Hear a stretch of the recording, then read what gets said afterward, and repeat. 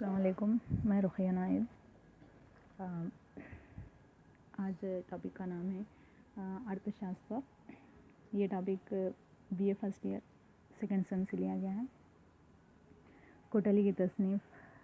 یہ ارتھ شاستر کوٹلی کی تصنیف ہے اور یہ قدیم ہندوستانی سیاسی فکر کی سب سے نمایاں اور قابل قدر پیداوار تھی، یعنی اس کتاب کو بہت زیادہ اہمیت حاصل تھی اس زمانے میں۔ اس میں کوٹلی کی بنیادی توجہ مملکت کے استحکام اور بادشاہی اختیارات کے تحفظ سے ہے، یعنی کوٹلیہ اس میں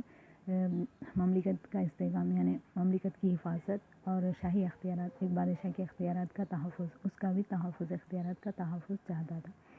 اس کو حکمت عملی سے حاصل کیا جائے یا دھوکے فریب سے، یعنی وہ اس نے اس میں بتایا کہ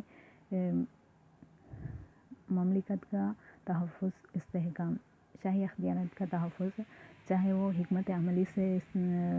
حاصل کیا جائے یا دھوکہ یا فریب سے حاصل کیا جائے۔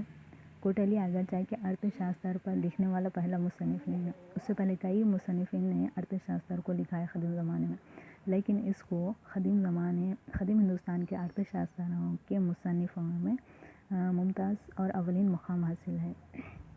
یعنی ارتھ شاستر کو جتنے بھی مصنفوں نے لکھا ہے،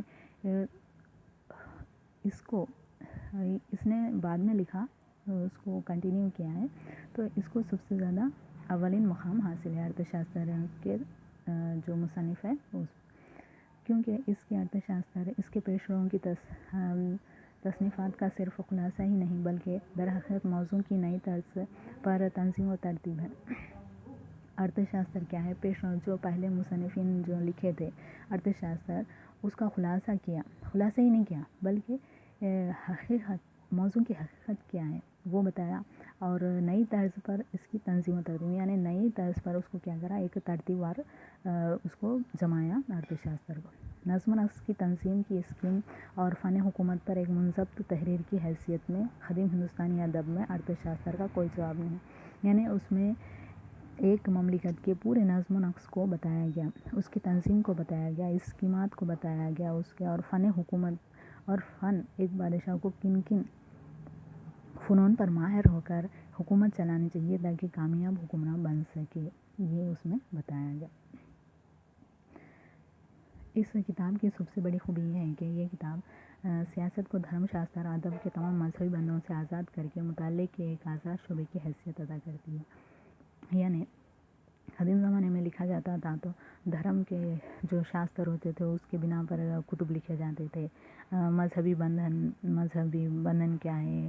سماج کی خوبیاں خامیاں کیا ہیں، وہ سب تمام چیزوں پر لکھا جاتا تھا، لیکن یہ تمام چیزوں کو نکالتے ہوئے صرف سیاست پر لکھا، سیاست کے نظم و نسق، سیاست کی اسکیم کیا ہونا چاہیے، فن حکومت کیا ہونا چاہیے، مملکت کا استحکام کس طرح حاصل کرنا چاہیے، بادشاہ کے اختیارات کیا ہونے چاہیے، یہی بتایا اس نے۔ تو ایک مطالعے کے ایک آزاد شعبے کی حیثیت ادا کی۔ ارتھ شاستر بنیادی طور پر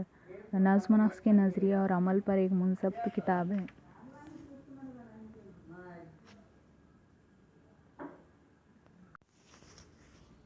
یہ ارتھ شاستر سیاسی نظریہ یا فلسفہ اس کے دائرے بحث سے خارج ہے، یعنی اس میں سیاسی نظریہ نہیں ہے یا فلسفہ اس میں موجود نہیں ہے۔ یہ کتاب مملکت کے نظریے کی وضاحت کے لیے نہیں بلکہ بادشاہ کے لیے رہنما اور نظم و نسق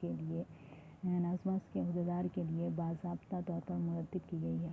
یعنی یہ کتاب جیسے ایک نظریے کے طور پر نہیں بلکہ بادشاہ کے لیے ایک رہنما گائیڈ لائنز اس میں بتائے گئے ہیں۔ نظم و نسق کے عہدیدار جو بھی ہوتے ہیں ان کے پورا مکمل نظم و نسق کو بتایا گیا ہے، باضابطہ طور پر وہ مرتب کی گئی ہے تاکہ ایک مملکت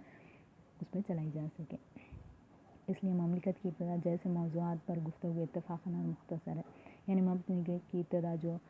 حالت فطری کو جو ہیبس لائک روسو نے بیان کی ہے ویسے موضوعات اس میں بھی نہیں ہے، یا پھر ہے بھی تو تھوڑے مختصر ہے۔ اس میں بادشاہ کے فرائض،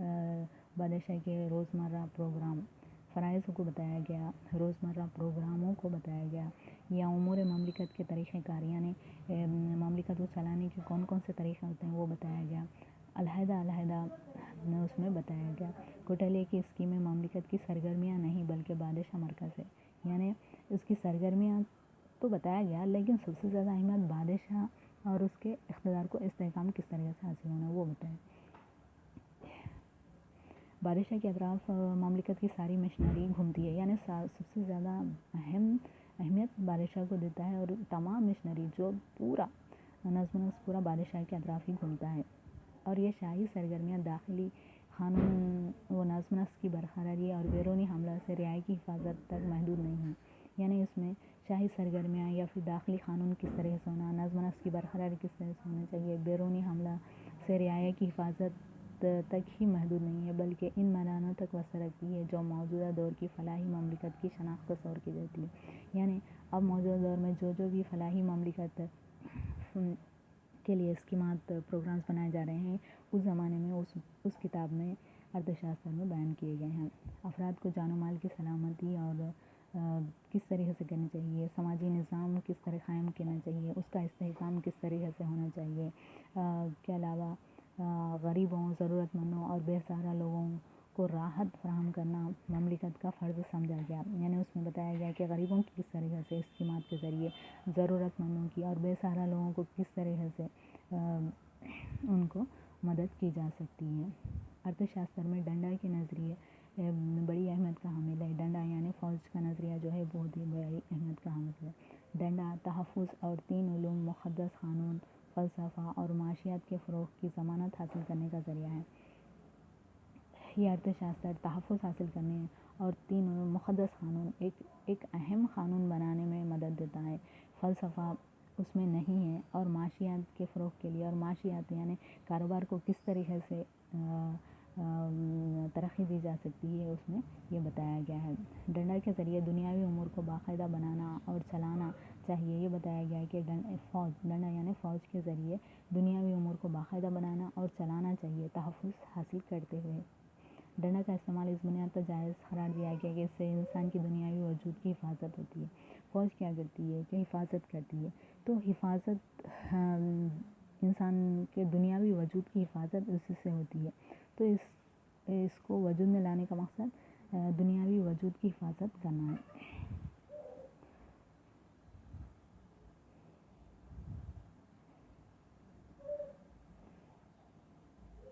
فن حکمرانی پر اس پر زیادہ سے زیادہ توجہ دی گئی ہے، اور مملکت کا استحکام اور فن حکمرانی زیادہ اس میں اہمیت رکھتی ہے۔ جنگ لڑنے کا ہنر، جاسوسی کے وسیع نظام اور لگان کے نظم و نسق جیسے اہم وسائل کو بھی اس میں بتایا گیا ہے۔ جنگ لڑنے کا ہنر، جو اسکلز ہوتے ہیں وہ، اور جاسوسی کا وسیع نظام، جاسوسی کس طرح سے کرنی چاہیے، وسیع نظام ہونا چاہیے تاکہ نظم و نسق صحیح طور پر چل سکے۔ لگان کا نظام یعنی ٹیکسز کا نظام، کہاں پر کس طریقے سے لگانا چاہیے، کب بڑھانا اور کب گھٹانا چاہیے، یہ جیسے اہم موضوعات پر بھی اس میں بحث کی گئی ہے۔ یہ موضوع مکمل ہوا۔ اللہ حافظ۔